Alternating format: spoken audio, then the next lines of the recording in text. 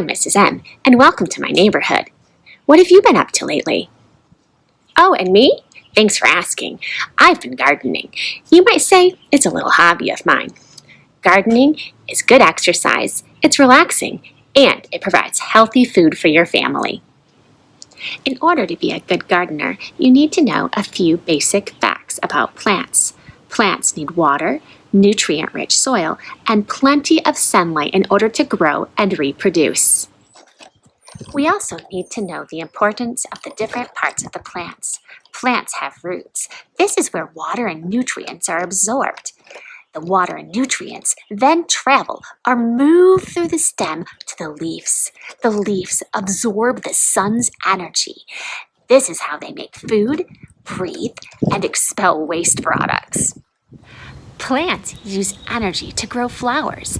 Flowers give us food and help a plant reproduce. Look, some of my plants have already flowered.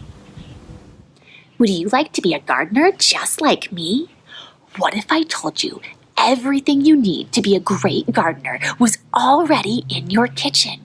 Come on, let's go take a look. Dried beans, potatoes, carrots, pineapple, and peppers are just a few items I found in my kitchen that I could grow.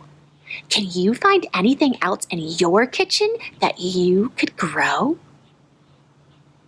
Great job! Let me show you how to set up a few of these items to grow your own garden.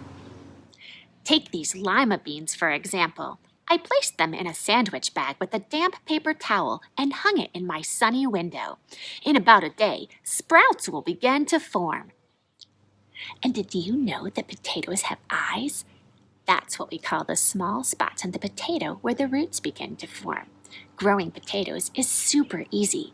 Once the roots form, simply bury the potato in the dirt and wait for it to sprout. Celery is one of my favorite things to regrow. Just cut off a few inches at the base of the stalk and place it in a shallow bowl of warm water. In a few days, you'll see new leaves begin to form. Now that you are a plant expert, perhaps you can be a gardener too. See you next time!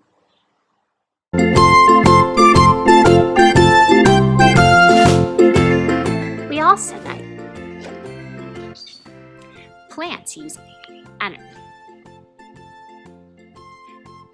And did you know that potatoes have eyes?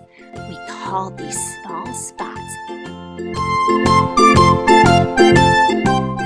eyes. That's what we call the small spots on a potato. Now that you are a plant expert,